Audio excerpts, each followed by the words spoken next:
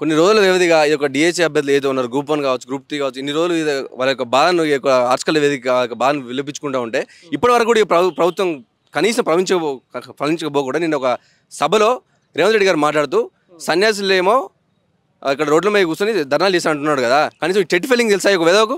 CM Revanth Reddy గారు కనీసం DSC abbreviation తెలుసా? కనీసం ఒక సభలో మాట్లాడుకుంటే నీ యొక్క దొంగల చేతులు వేసుకొని ఒక బ్లాక్మెయిల్ చేసుకుంటే ఒక సీఎం అయినావు కానీ విద్యార్థుల పరిస్థితి నీకు తెలుసా? నేను ఒకటే చెప్తాను రేవంత్ రెడ్డి గారు, మీ ట్విట్టర్ వేదిక కదా మీరే అన్నారు కదా 25,000 పోస్టులు ఖాళీగా ఉన్నాయి, మీ యొక్క గత ప్రభుత్వం వేసినటువంటి ఏదైతే ఉన్నదో 5,000తో దగా డిఎస్ అన్నావు కదా, మరి నువ్వు ప్రభుత్వం రాగానే నువ్వు 11,000తోనే ఒక 6,000 మిగతా ఉన్నటువంటి 6,000 పోస్టులు కలిపి నువ్వు 11,000 ఎందుకు రిలీజ్ చేసినావు? కొంతమంది సిగ్గుందని ప్రభుత్వం అడుగుతా ఉన్నాను. దాదాపు కొన్ని ఆడబిడ్డలు చూసుకున్నట్లయితే కొన్ని గంటల పాటు ఏదైతే తెలంగాణ ఉద్యమంలో ఎట్లయితే ఈ యొక్క ఉస్మానియా యూనివర్సిటీ నిర్బంధం చేశారో నిన్న జరిగినటువంటి ఇన్సిడెంట్ చూసుకున్నట్లయితే ఉస్మానియా యూనివర్సిటీలో గత ప్రభుత్వం జరిగినటువంటి కాంగ్రెస్ పార్టీ జరిగినటువంటి దగా ఏది అవుతుందో నిన్న కనబడింది. ఎందుకంటే 100 మంది పోలీసులతో ఇంత నిర్బంధం, ఇంత నీ యొక్క భయం, నీ యొక్క అభద్రతా భావం నీ యొక్క ప్రభుత్వానికి ఎందుకు? నేను ఒకటి చెప్తా ఉన్నా రేవంత్ రెడ్డి గారు, తస్మాత్ జాగ్రత్త. ఏదైతే నువ్వు ఒక ఆడబిడ్డను చూడకుండా మనం ఇదే ప్లేస్లో మేము ధర్నా చేసినామన్నా దాదాపు మాతో సహా ఒక ఆడబిడ్డలు ఏదైతే ఉన్నారో తెల్లవారుజామునటువంటి 5 గంటల దాకా కూడా మాతో ధర్నా కొనసాగించినారు. అంటే ఈ యొక్క ఆడబిడ్డలు ఏంటంటే వాళ్ళ యొక్క టైంపాస్ లేకుండా చేస్తూ ఉన్నారా? కానీ ఇంత ఘోరంగా కూడా మేము మా యొక్క బాధని వెళ్ళబుచ్చుకొని చెప్తా ఉంటే కూడా ఆ కాంగ్రెస్ బీఆర్ఎస్ పార్టీ వెనక ఉండి నడిపిస్తూ ఉన్నది, లేదా బీజేపీ పార్టీ వెనక ఉన్నది. విద్యార్థులు ఏమైనా పిచ్చోళ్ళు కనబడుతున్నారా నీకు? మాకు తెలియదా ఏది మాకు అవసరం, దేని వరకు కొట్లాడాలో మాకు తెలియదా? మేము పీజీలో డిగ్రీ చేసింది మాది లేదా? ఇలాగేమైనా ఇంటర్వ్యూ అక్కడ దొంగ చిట్టి చూసుకుని రాసిన మేము అనుకుంటావా? తస్మాత్ జాగ్రత్త రేవంత్ రెడ్డి గారు.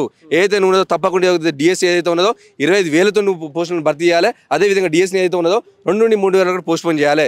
అలాగే గ్రూప్ 1 ఏదైతే ఉన్నదో తప్పకుండా 1:50 అయితే రిలీజ్ చేసినావో అది వెనక్కి తీసుకొని వెంటనే 1:100 దానికి పరిగణించాలి.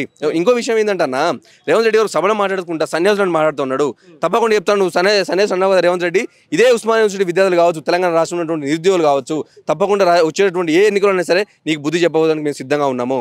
తస్మాత్ జాగ్రత్త. నిన్నటి సభలో రేవంత్ రెడ్డి ముఖ్యమంత్రి గారు పాలమూరు వేదికగా నిరుద్యోగులను అవమానపరుస్తూ గౌరవ బీఆర్ఎస్ పార్టీ ఎమ్మెల్యేలను కేటీఆర్, హరీష్ రావు గారులను మీరు ఆర్ట్స్ కాలేజ్ వేదికగా నిరాహార దీక్ష చేయండి, లేకపోతే మీరు చావనైనా చావాలి, పరీక్షనైనా వాయిదా పడాలని ఓ యొక్క అసాంఘికమైనటువంటి అనైతికమైనటువంటి మాటలు మాట్లాడుతూ ఉన్నాడు.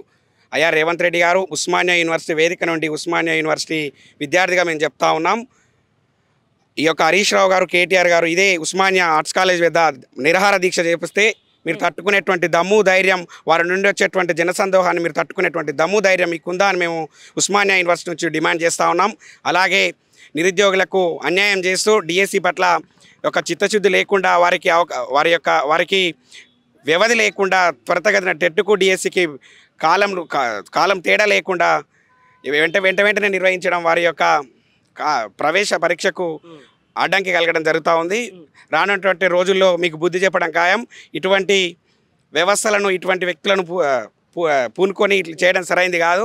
రానున్నటువంటి రోజుల్లో విద్యార్థి లోకం నుండి పెద్ద ఎత్తున మీకు నిరసనలు వెల్లువెత్తడం ఖాయం అనే విషయాన్ని కూడా తెలియజేస్తూ జై తెలంగాణ.